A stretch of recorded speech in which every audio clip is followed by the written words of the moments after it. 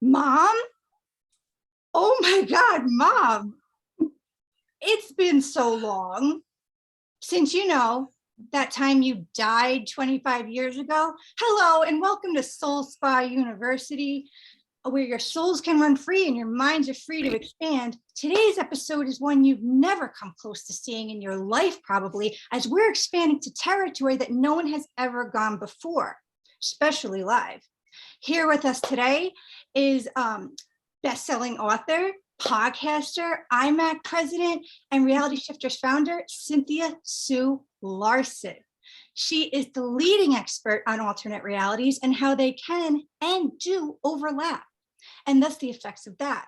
She will be answering some of our most mind-expanding questions you probably never even thought of, as well, and we'll be addressing as well, can our past loved ones exist in another reality? And if so, can that reality overlap with ours? Also, am I her daughter? You will be finding out live with me today in this special edition of Soul Spa University.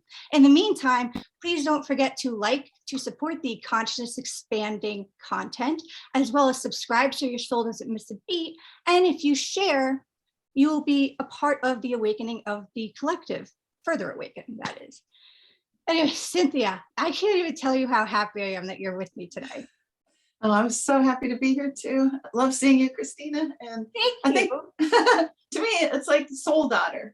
People talk about soul sisters, and we don't hear the word soul daughter because I don't think it's really been a thing. So I think maybe, I don't know if we're starting a thing, but now it's a thing. Oh, that's amazing. And we'll be talking more about that in a second. And it was such a treat to be with you the other day on your birthday at IMAC. Yeah, well, it was a little bit after my birthday. My birthday is January 11th, so it's 111. That's amazing. That is so amazing. And actually, this is unplanned in the interview, but we have to talk later. The synchronicities of our emails, I believe, lined up with that, the same as 2014 to this year, which was really weird. I didn't notice. Oh my gosh, that's true. Yeah, there's a lot going on here behind the scenes. There's some sort of hidden order that I think we can start feeling and sensing that's bigger than any of us. And it's thrilling if you let it be thrilling. Doesn't need to be scary. Yeah. Oh my God. I love it. I'm right with you on the thrilling. So you've been quite busy since I last saw you 25 years ago. May I first give credit where credit is due? I have to. My soul wants to so bad. Cynthia is the best-selling author of 6 books, including Quantum Jumps and Reality Shifts. She has a degree in physics from UC Berkeley, an MBA degree, a doctorate in divinity, and has been featured on numerous shows, including the History Channel, Gaia, BBC, One World with Deepak Chopra, and Coast to Coast AM. She is the president of my personal favorite, IMAC, the International Mandela Effect Conference, which comes live every month on Open Tables on YouTube. I love it. We'll get more into that in other videos and probably later today in this one. Also, she is the founder of Reality Shifters. She also has a 2nd degree black belt in Kuk Sool Won. Oh, let me not forget, she is also the podcast host of Living the Quantum Dream on Dream Vision 7 radio network. Now tell me, Cynthia, does Kuk Sool Won translate to? I'm just going to take a guess with this. Busy not being my mom? Yeah, I'm not exactly your mom, not the way people would agree in like most people's way of thinking, but you and I are acknowledging that there's something going on here, Yeah, I know. I'm just kidding. I'm just kidding. And because I was going to say, because you got a degree of that the past 25, black belt in that the past 25 years. I'm just kidding though. For more on Cynthia and I's past history, which is currently unfolding right now live, by the way, for both of us, please check out my previous video on Is Cynthia Sue Larson my mom? Anyway, but for a brief history for people today, I'm just going to fill them in if that's okay. And, chime in whenever you want. Okay, so one time I had a mom and she collapsed suddenly at her job at Cornell Medical Hospital University in New York City, where she was the assistant head dean for a very long time, the majority of her life, in fact. Her then long-term colleague and then fiance, whole other chapter, Dr. Alonso, the head dean of Cornell, carried her blocks to try to get her help. It was a sudden brain aneurysm and she passed suddenly. She did not make it. I was 11. And the silver lining to this is that she had a dream to plant medical universities and schools where they were most needed. And he lived out her dream for her in honor of her. So he moved to the Middle East, to Qatar, and started the first ever Cornell Medical University there and lived there until the first graduating class graduated. So that's amazing, right? But here's where it gets weird for me and Cynthia. Flash forward, if you could put yourself in my position, I'm in my 20s, I'm in my last apartment, I have YouTube videos just running, whatever YouTube wants me to know as I'm cleaning.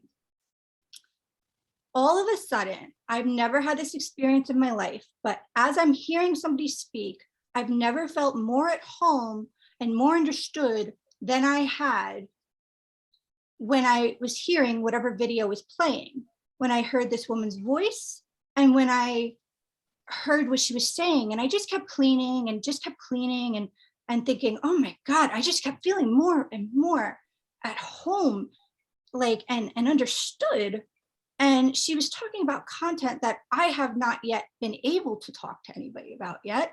And I don't know, I just felt really like found for the first time since age 11, or maybe I found something that I feel I've lost at age. I'm not sure, but I remember being so struck to the core of my being and my soul that I finally stopped cleaning and looked behind me. And I literally said out loud in whispering, who is this woman? And I look over, and now if you could put yourself in my position, imagine seeing your mom that passed at 11 on the screen talking. That is what I was literally going through, to the point where I stopped the automatic video feed and just watched chills. And even after the video, I sat there just bathed in chills, not knowing what to do. And eventually, your mind tries to make sense of it. So you're like, well, nothing I could do about that. So let's put that aside. However, I do have to sort of contact her about the content she's talking about, because who else do I go to? I don't know if I should even mention the fact that she looks identical to my mom. I mean, what's the point? And I went to look at the description to find her email, and the video was posted on my mother's birthday. It's like, okay, this is getting even weirder. Wow. Yeah, and this is when I was more of a newborn to this field. I'd been life coaching and law of attraction, and like I did have a blog where I did marry parallel universe theory to law of attraction, but I'm telling you, newborn to alternate realities and anything like this. So what's interesting is, if there was someone to talk about this with, it was actually Cynthia. But how could I? How could I? It directly involved her. And she was nice enough to respond to me about my content.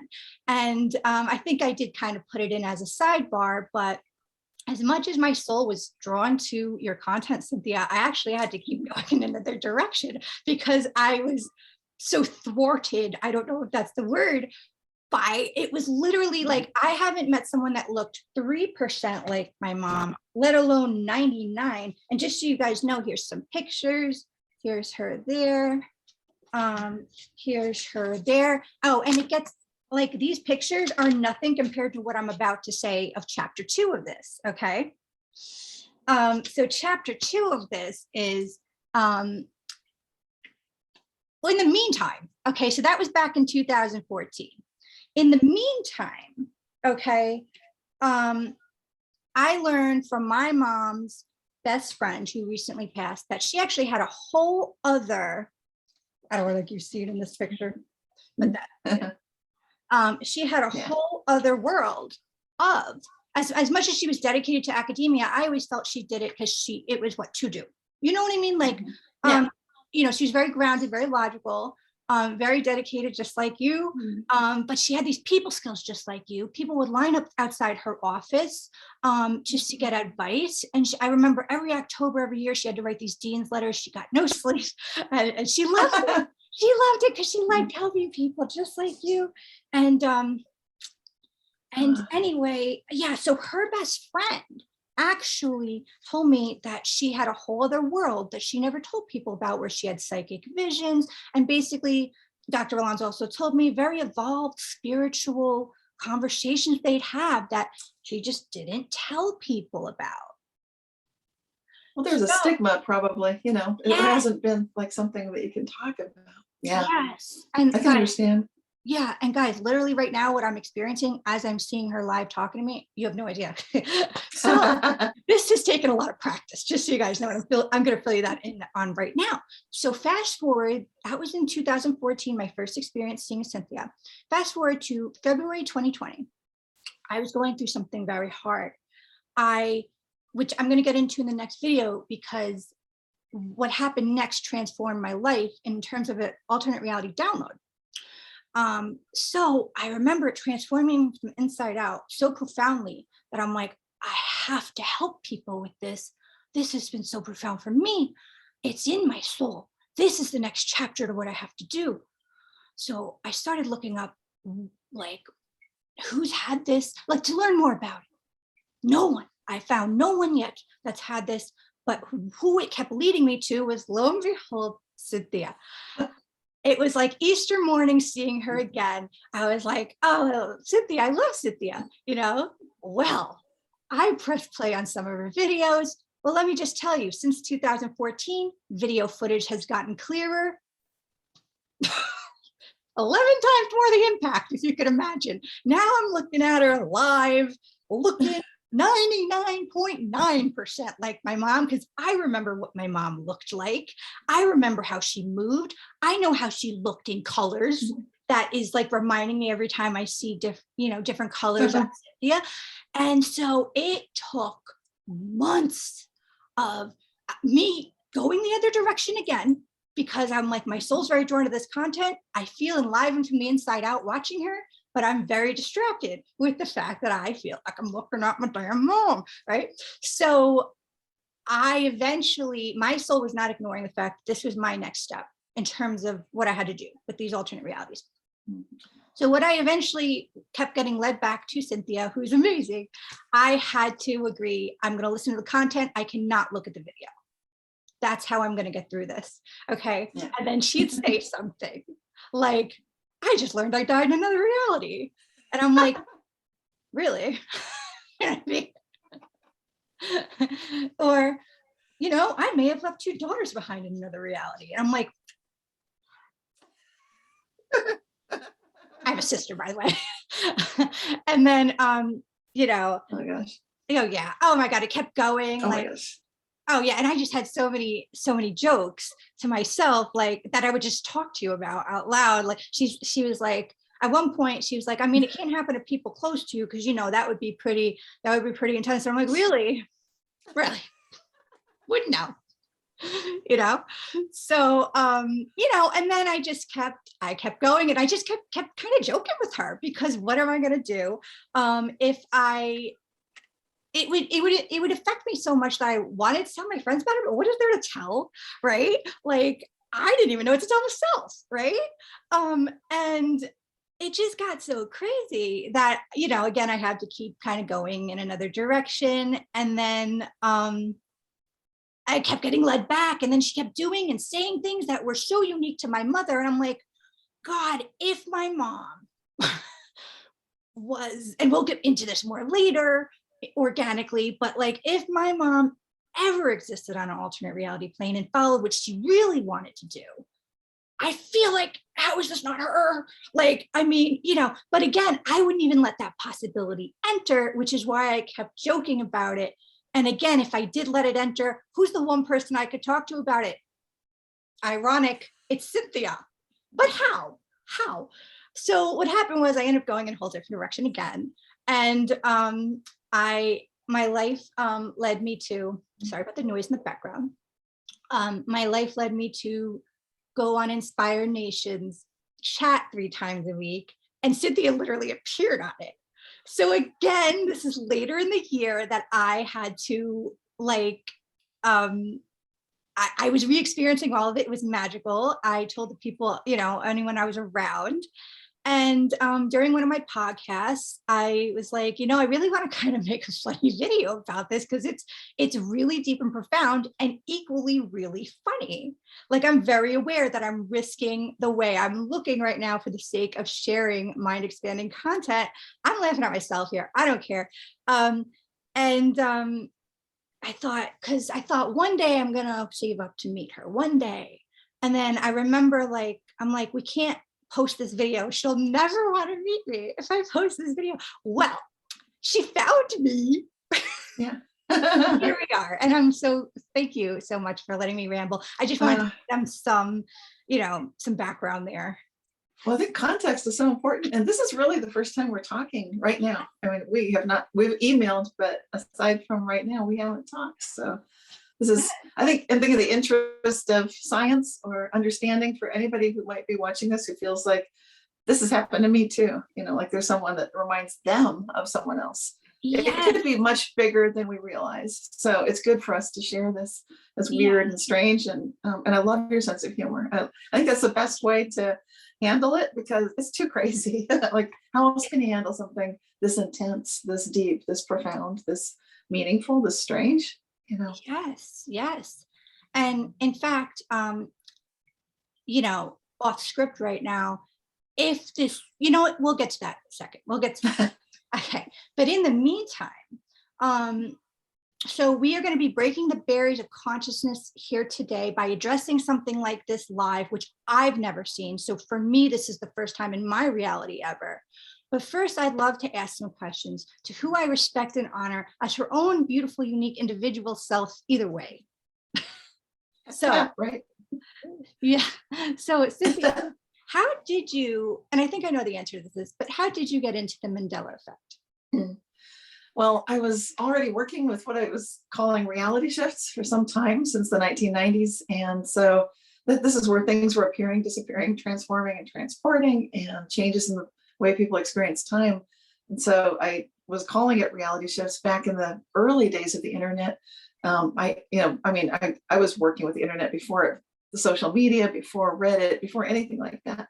So the term reality shift made sense. And then sometime later, the people were noticing similar phenomena that people I had seen a cat that had been dead and alive again. I'd seen Larry Hagman dead and alive again. And so it could be called the Hagman effect, but I think it's better than the Mandela effect. Yeah. It's not really about any one person being alive again. It's more like an overarching concept that lots of people are capable of witnessing this. And thanks to the internet, sharing the experience of what would otherwise undoubtedly be a very small scale, not talked about much phenomenon, unless you're in a culture that supports it.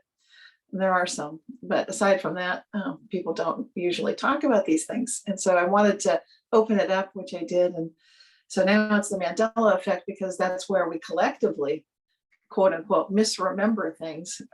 What we're really hoping is that people can start trusting memory and acknowledging that is true when you feel like this is this connection that I have with your mom, and or that you have with me, I don't even know how to say this. Like I am, like where are the words for this? We're in new territory. Yes, for both.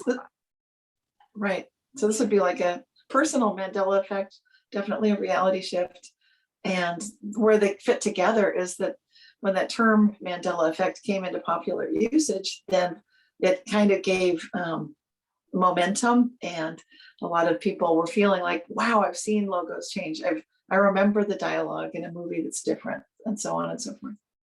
Yeah, and it's funny because actually on the International Mandela Effect the other day, they actually mentioned like 5 things I was going to mention here. So we're very in sync.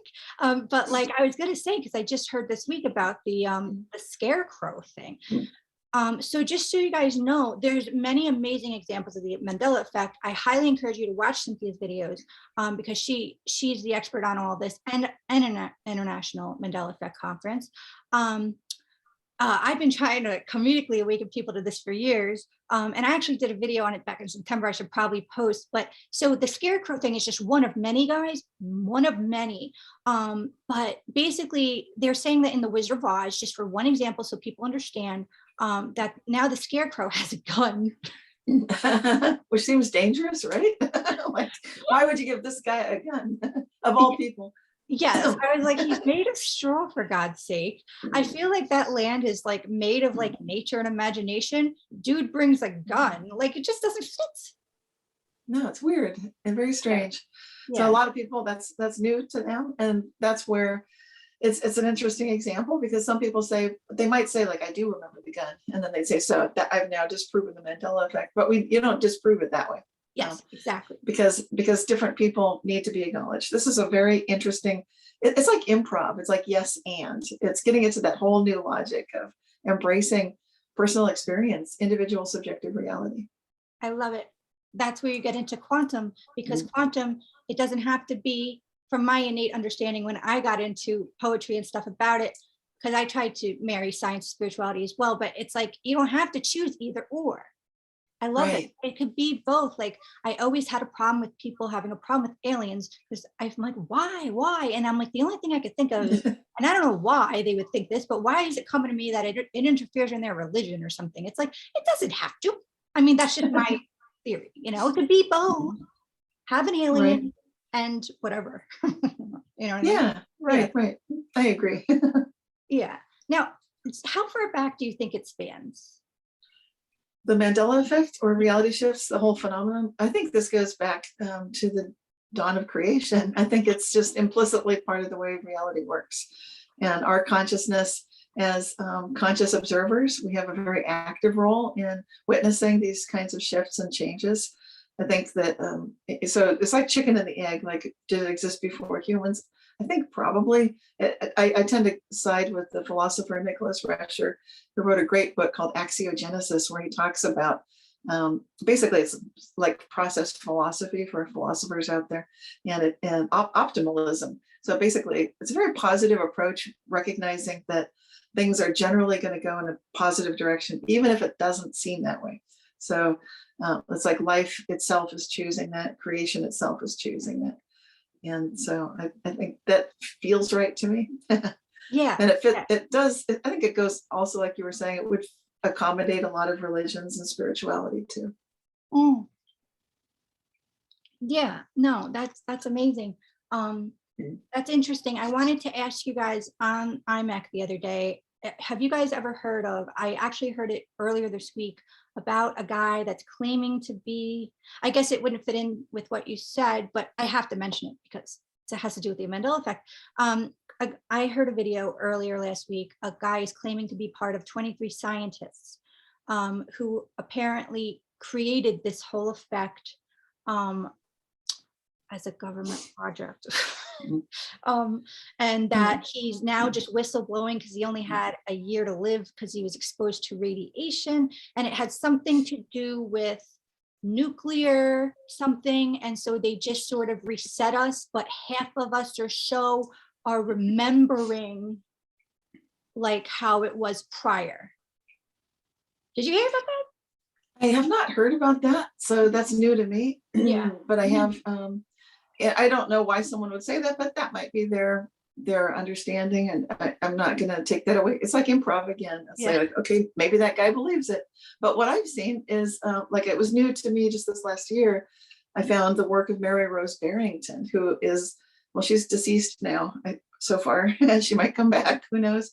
But yeah, but she was an author writing about just one of those things, JOTT, J-O-T-T, and her work was documenting evidence of these Mandela effects reality shifts going back right around the year 1900 and a little before. So I love that because it documents a large body of research evidence that suggests that people are witnessing this phenomenon. You know, we've got written records of it going back like to 1900. So that's pretty phenomenal. And I'm Yes. really happy to find that. Yes. And then when I hear the shamans from different civilizations and cultures all around the world, and I've gone to conferences which honored indigenous wisdom, such as the language of spirituality, held in Albuquerque, New Mexico, and that was founded by a physicist, David Bohm, the father of the holographic interpretation, and then a Harvard graduate and Blackfoot elder, Leroy Little Bear. And so those two, plus some scholars from various traditions and linguists. I think that was very important to have a linguist there. I think the combination of these dynamics enabled this particular group to notice that all of reality seems to be fitting the way the indigenous people perceived it, that everything is motion, is like we could call it energy, wave functions. They called it motion. It's like everything is, there's a beingness. So instead of describing the world in nouns, they describe it often in verbs. And that's pretty remarkable. So I think when we look at that, then we can see, going back to this person who claims that in the government he created this Mandela effect. He might think he did, and I wouldn't put it past the government to say, let's start some group and say that we're going to do something like that. But the thing is, it already did exist.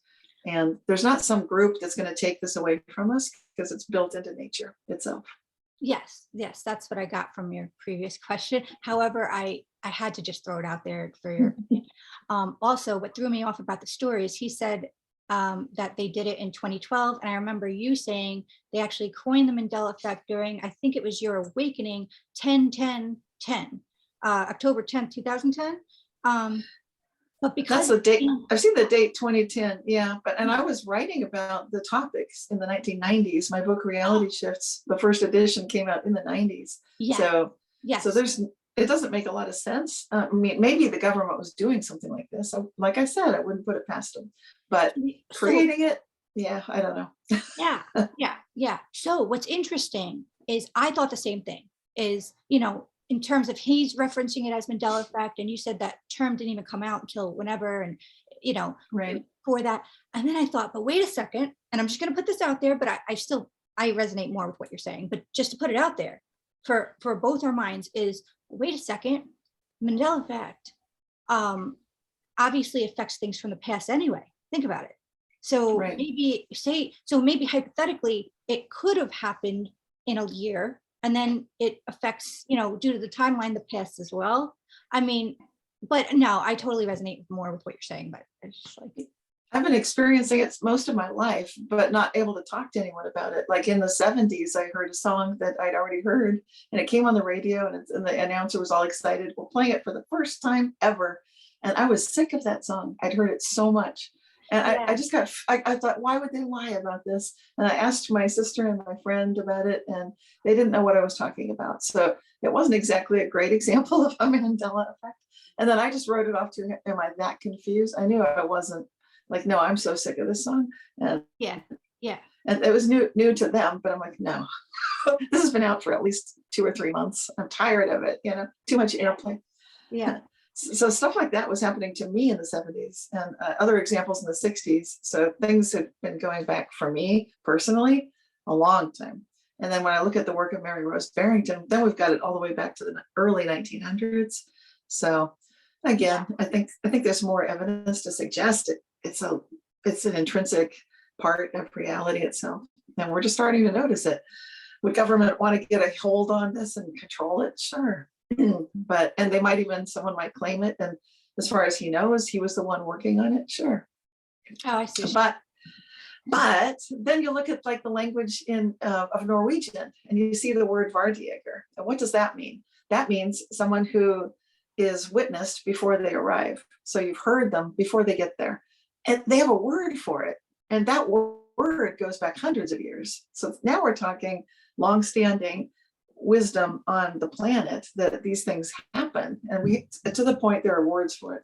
And in Finland, they've got another word for it. It's different. But the idea is, this concept is huge, and it goes back it's much bigger than just CERN, because some people point at the Large Hadron Collider or some hidden department, some secret unit in the government. I'm sure they were working on it, sure. But are they the creators of it? I don't think so. That's all.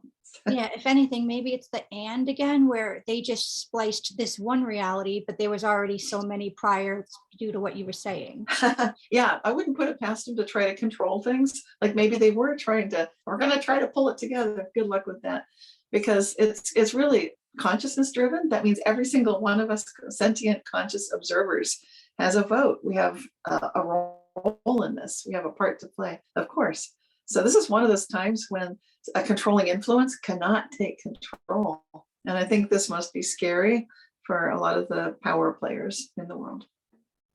Okay. Yeah, yeah. Okay, guys, one more question before I ramp things up again with something else. What do you feel deja vu is? Well, when I've experienced it, I felt like I was reliving a dream. I felt like in my unique experience, I felt like, okay, this is like one great example. When my daughters were quite young, one night we're just running in the moonlight barefoot through the grass in the backyard. And then we had like this opening in the backyard to go across the street. We're doing that. And as we're just running through the moonlight in the garden, I'm like, I have done this before. I got goosebumps. And I'm like, what? And it just all came back to me. I've dreamt this before, this exact thing. Yeah. Like, and what are the odds? It's like, it's such a unique experience. I've not done this before, but I have. And so it's really trippy. It was that feeling like I've lived it before. And then the best explanation I could get is I've dreamt this and then it happened. Like, wow.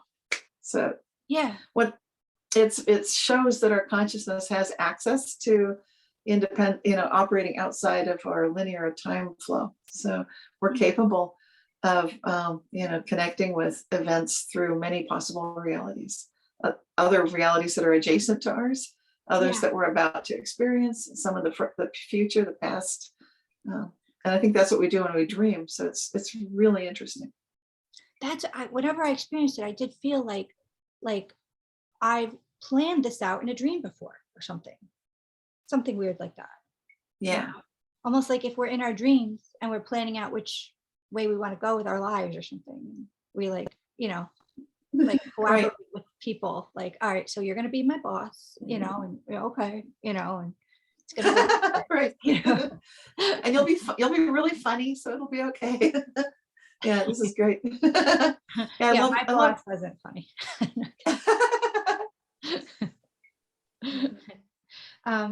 Okay, as a final segue to the grand finale you've all been waiting for, what makes this all the more interesting is the synchronicities between Cynthia and I, which is also odd.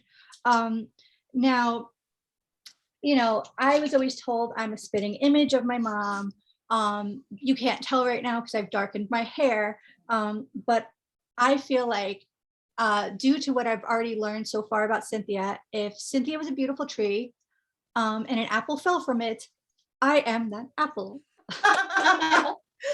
Get the headset. Yeah, we have this. And so these synchronies are so many. I'm just going to mention a few. We both wore a Santa hat for our holiday videos. Hers was purple, mine was pink. I noticed when I was on iMac video, I was like, I just posted one with a pink hat. And the only reason that was a big deal is because of all the other ones. Let's see, our blogs were almost titled the same. Mine was created a long time ago. I labeled it Welcome to the New Age. And hers is Welcome to the Quantum Age. Of course, the mother of the New Age, and then it's like, when I read, due to this interview, I did start to do some research to be a respectable journalist. And I read the Amazon description for quantum jumps, and I had chills for days. I showed all my friends. I'm like, who do you think this is describing? And I hid your name. They're like, it sounds just like you the past 15 years. And I was like, this has been my whole life the past 15 years. I can't wait to read what she's written. The only reason I've kept myself from all of this is because of the weird side effect thing, right? Right. I'm showered in the numerical synchronicities daily regarding us. I can get into that with you another time. But the more I researched for the sake of the content, the more it got like super, super chilling. And eventually I was just um, like, am I looking in a mirror? Am I looking at, my mom? Am I looking at my future self? Like, what is this? And okay, so my phrase for a creakingly mental door open for people to shift into a more positive frame of mind has always been, wouldn't it be great if hers is, of course, even a million times more better. I wish I could inject it into my veins daily. It's how good can it get? I love it. It's carried me through so much. I'm so glad we're doing this because now I couldn't avoid your content, even though it's so magical. I love it so much, but I was avoiding it because you look so much like my mom. And I was confused. And no, it carried me through so much. Her content is life-saving. And I love her rendition of it lately has been how God can it get? How God can I get? And what's weird is in my awakening in 2008, I remember envisioning the word good, squishing together the two O's, capitalizing the G, and saying, I bet at least part of God is the good of all combined. So weird synchronicities. And we both shrink things and keep them as if they did not happen, like her curtain. And this used to be a placemat. This used to be a placemat for me. Oh and my I still gosh. pretend it is. I still pretend it is because I like the color. Like a napkin. Yeah, it has birthed a new reality as a napkin. It's reincarnated, and I love it. So thank you. So yeah, if it's too early to ask, I understand, and you don't have to answer this on air, but didn't know if you happen to notice any synchronicities at all. And if not, I get it because you don't know me yet, but I happen to love you. Yeah, well, you mentioned one to me about Mr. Magoo, and that is a favorite cartoon of mine from childhood. If I was to pick one favorite cartoon, that's it. And I love it because he's like bumbling around and he can't see anything, but everything goes just fine. And I feel like that's the metaphor for our times, like just to relax, have a sense of humor, and have faith. And you, I think, embody that whole, goofy kind of fun way of like, but it's a deep spirituality. It doesn't look like it on the face of it with Mr. Magoo. With you, of course, it's more obvious, but with Mr. Magoo, I mean, I just think it's fun that there's that too. And that little bunny you were waving around, that's like the kind of thing that if I was your mom, I would have gotten you a bunny like that. And your name, Christina, that's like a name I would have picked. So there's a lot that I'm noticing, just like, wow, wow, wow, And I feel we're only at the beginning of this amazing journey. And it's so funny because I'm attracted to this kind of thing because I grew up with it, because this is what my mom would pick out for me. You know what I mean? Oh yeah, yeah, Like exactly. that's why I'm attracted, like, to floppy weird things, and like, I don't know. Okay, so moving along, we can go on forever, but just so you guys know, ashes, not just I have a dark humor, just so you guys, just to warn you real quick, I have a dark humor because I've experienced a lot of death early on. So I also experience NDEs, research NDEs 24/7. So because of that, and because I know we never die, I have a kind of dark humor, quote unquote. So basically what I'm about to say is ashes, not just half my mom spread in LBI Ocean anymore. It's actually the name of a cat that Cynthia, former roommate, had, that she was told got hit by a car, and then 2 weeks later showed up in her life. Now, what I Yes. want to ask you, Cynthia, is what did your roommate say about that? Like the one that owned ashes? She did not. Yeah, it's so weird. It's like because this cat came back and then it was kind of bedraggled. It looked like Ashes hadn't been washing himself. He would visit. At that point, I was living across the street from the apartment that I'd shared with Catherine. And so I didn't know. It was like one of the weirdest things to see, like, this cat is alive. And I believed Catherine. She was crying. I was crying when she told me, like, a couple weeks ago he died. I couldn't believe it. I was devastated. But then, like, here he is back again. I think I asked my husband at the time, or fiance, I'm not sure which, but the man that I was to first marry, and he's the one that also agreed with me, like, yeah, this is weird. He did that. That's what you said. You came home crying, because you found out Ashes died. And I said, but this is Ashes. And he was like, yes. And it was very confusing. It was like super confusing. Yeah. Yeah. Cause I always wonder in these cases, like, did your roommate, was she like, yeah, he never died? Or was she like, oh my God, like, I wonder which reality she was in at that moment, or anybody in. Yeah, she was working, I was working. So I don't think I talked to her about it. It's like our schedules were, it wasn't like we were living in the same place anymore. And it was so weird. It's like you and I, like you wrote to me that first time years and years and years ago when you first experienced something like this. And for me, this was one of my first Mandela effects, with someone literally coming back alive in my life. And Yeah. it was like, what do you do with that? What do you even call this? And it's just, it's obviously he's alive. This is ashes now. And so Yeah. then how do you ask, how do I ask my roommate, but didn't he die? It's like weird, because no, he's not dead, he's alive. You know? Okay. So you just didn't. Okay. So I just thought there's no way I can even bring this up. It was weird enough just bringing it up with my husband, you know. For him it was like, what, you know. And Yeah. it was too it's like I didn't even know how to bring up that conversation back then. And you know what else you know what else I think happens, and why you didn't, is because when we've shifted, all of a sudden Right. we start to get memories of the new one, of the new Right. reality. And then it's like, Yeah. and then you feel like oh, that doesn't make sense anymore. And Right. it tends to make less and less sense. So then you're like, why even bother? Right. Bother, because I had access to this memory. Like, yeah, he got bumped by a car. There was a car incident, but he's clearly alive, you know, and he's just a little bit, you know, bunged up, but he's not dead. Yeah. So then it starts to, yes, because you're awakened enough to notice it. Right. Right.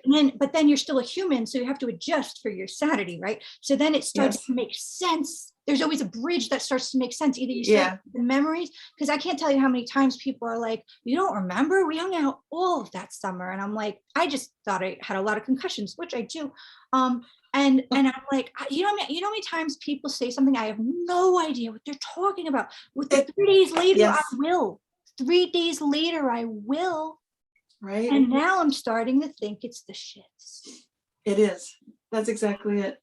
Yeah. And we have access to through our shared consciousness to these like bubbles of reality, if you will. We just had, well, you attended that IMEC this last week with Roger Marsh talking about truth bubbles. And so he was presenting this idea. And I think that really gives us a model for what that feels like when there's this sort of a truth bubble or a reality bubble.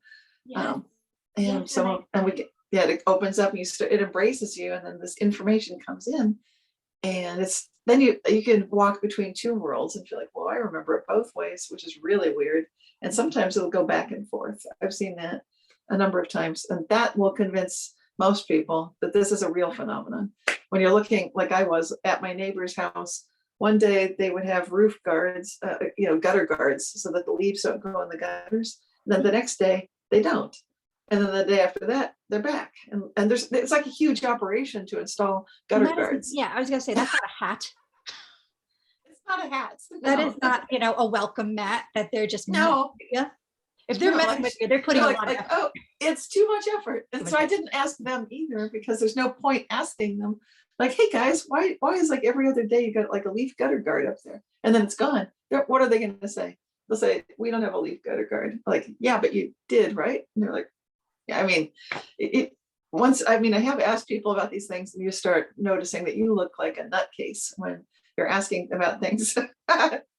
Yeah, that actually brings me to another question, which is it even, well, basically, I was going to ask you, how do you feel about, I hate to say, lack of better words, guys, and just bear with me, I have no sleep. I really want a better word for this, but are there quote unquote crazy people? Like, how do you feel about mental diagnoses? I hate that term too, because, or is it that they're just possibly in between realities, confused?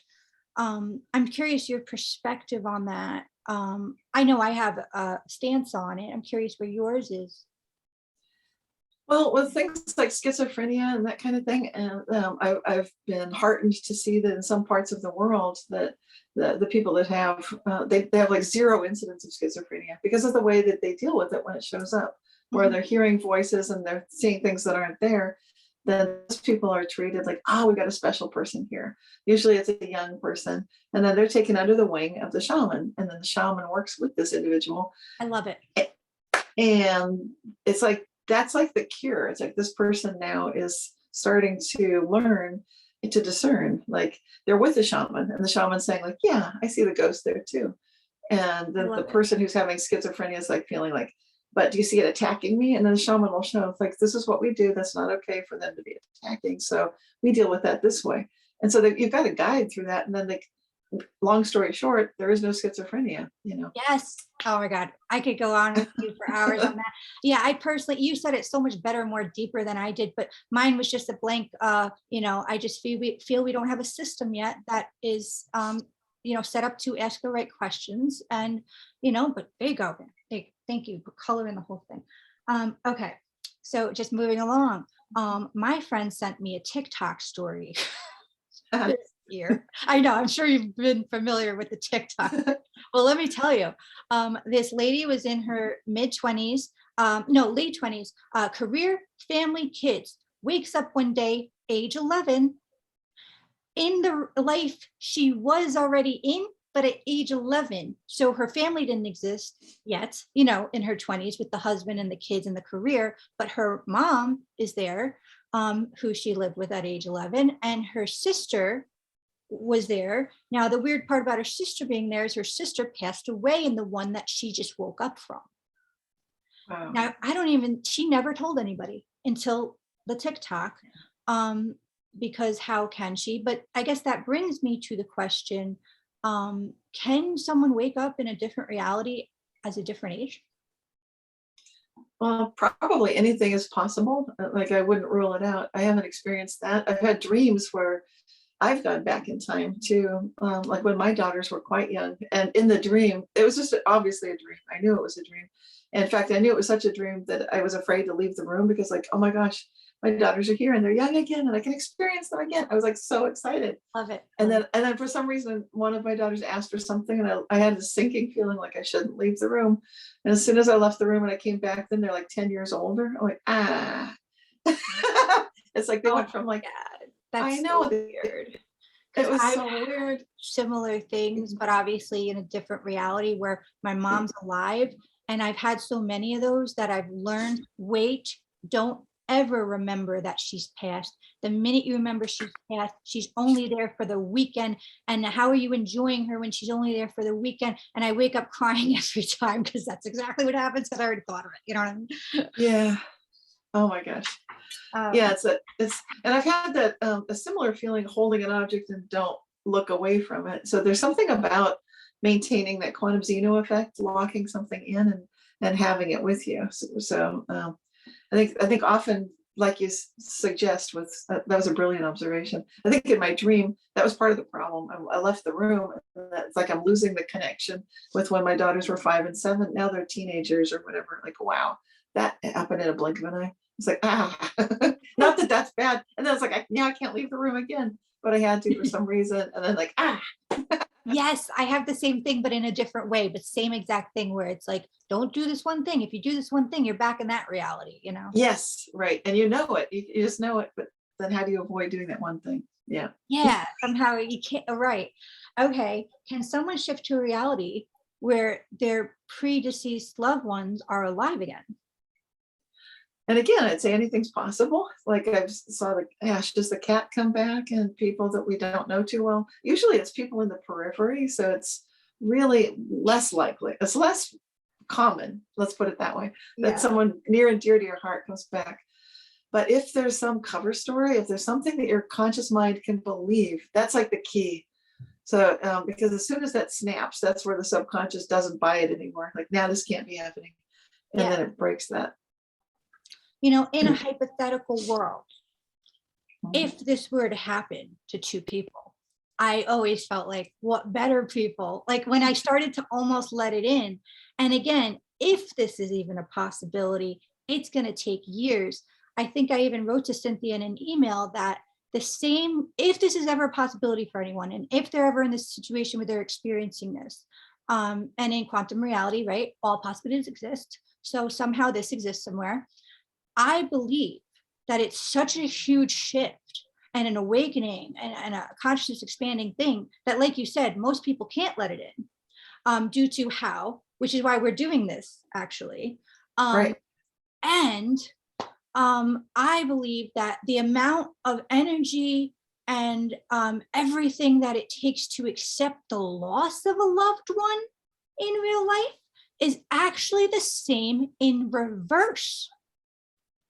So like, Right. different type of stress, you know, with the losing of a loved one, but a lot of energy, right? Right. Right. And there's different types of stress. You can be, you know, buying a home, it's stressful, but it's an amazing thing. So amazing, the reversal of such a thing. But I feel Right. same amount of energy where it's going to take years and layers, even if they're really thin, of just like allowing it possibly in the smallest slivers to even accept that this could ever be a reality in the 1% of your mind. Right. That's a good way to put it. Yes. Yes. And be willing to accept it too, because it can be quite shocking. Like if you Yes. realize, like, what if they are back? And then that's like, whoa, can you handle that? You know? Yeah. I mean, So- luckily, if it ever happened to people, I feel that in a hypothetical reality, if this was legit, it would be, thank God it's us, because I'm very lenient in terms of like, you know, hey, I understand that you were a whole different person before I existed. So you could continue doing whatever you want to do. I'm just glad we met once. And Yeah. great if we ever spoke again. But if not, I totally understand, because I have respect for your experience just as much as because Well, I get it. but you're super special to me because of this relationship, because it is real, because it is this meaningful to you, then I can't help but feel it, you know. So I get involved just based on that, and then that's why I'm saying this has got to be like a thing, like Soul Daughter, you know, because it feels real, you know. It feels, I can feel it, you know what I'm saying. Yeah. Oh yeah. And you know, to me, Soul Daughter is way better than I was going to joke about Cynthia, am I your ALD, which I did an acronym for alternate reality daughter. And I'm like, are you my arm, alternate reality mother? But you know, I was just kidding around, but really, obviously, Soul Daughter is quantumly better than you know what I'm saying? But yeah, I guess, you know, this is incredible. I am mind blown. Like I said, if this is a possibility, guys, it'll take people, I'd say at least 7 years, but I won't want to limit anyone to even let in 1% of this. And honestly, it took me a really long time. Do you know how much practice I had to do at looking at Cynthia in a video to be able to do this interview? Otherwise, like, I took a lot, I had to face it. Like, it was even when I was like, oh, I gotta start researching. I planned this interview a month in advance just so I can get the practice of seeing her, because it literally is like looking at my mom. Thank God I got practice and I'm pretty grounded in it. And now I just feel so blessed to it feels like home to me. But I don't want you to ever think that I don't respect who you are as you, whether this has a thing or not. I happen to love what you teach, what you stand for, who I learned you are so far, everything. Like, it just invigorates me from the inside out. You happen to be my favorite person, even if there's a connection or not. I feel there's a connection despite that.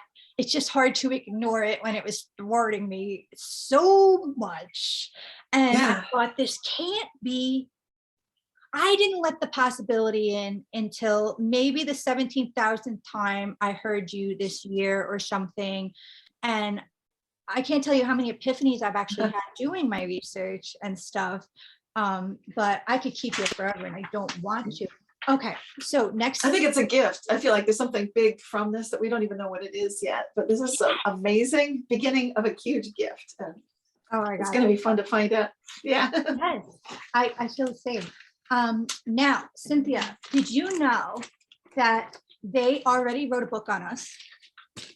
No, I did not know that. Oh, well, thank God for you. they already wrote a book on us. Thank God for you. I bought it. I'm going to show you right now. They must have caught us hanging out and just taken a picture, because I was in Barnes and Noble. I feel in my peripheral to my left to look to my left. And there it is. That's so cute. They must have got me and Cynthia. Okay. And, at the time when I saw it, it was in Spanish. So it's a Barnes and Noble you could have a little wine at. So I was having all sorts of fun. They have me on camera going, donde, mom, donde. So here, just so you guys know, and fair use act, but I'm hopefully promoting this book because it's fabulous. Once I had a mom, and then she bounced. And I was like, where art thou? Donde mom, right? And then, like, where are you? And then this was pretty much my teenage years, just fell down there. Oh, wow. Boom. Yeah. Oh, that's cute. But it's like, oof, I can feel it. It's like, feel it in my heart. Like, oh, I'm sorry. Oh my God, I'm so sorry. I have such experience with like what others might call a dark humor that I forget that, like, yeah, that's okay. You know what? Maybe you feel that because there is something. I mean, you also are an amazing empath. So yeah. Now, last segment, guys. I am going to show Cynthia her granddaughter. And if she feels a connection, then we know this is real. Okay. Okay. I'm just going to pause it while I get her. Now, when Cynthia looks, let's see if she notices the spiritual genealogy, where her soul recognizes her granddaughter. Her granddaughter does look like us. So this might be really, really powerful for everybody because this is live on camera. Okay, Cynthia. Okay. This is nothing. What is this? This is so furry. It's so cute. She needs to get groomed. Oh, wow. I kind of see the eyes in there and the nose. That's really sweet. How old is she? I was totally kidding about this. She's 7 or 8. Oh my God. I was going to say she looks like us, but I was totally kidding. Yeah. What a sweetheart. Love her. What's her name? Muffin. Muffin. Beautiful. Love the desserts. So yeah. My running joke to end this was she wasn't planned. An adoption. My last ever joke jab at Cynthia, which we all know is just jabbing at myself because it's hilarious what I would even think is, well, maybe if my mom was in the land of lost left socks and lids, I'd have a planned daughter. That's funny. But yeah, but anyway, thank you so much for being here. My pleasure. Means so much to me. And yes, this wraps up our tidy family segment with the granddaughter. And stay tuned, guys, for next week's episode of Soul Spa University. Yay.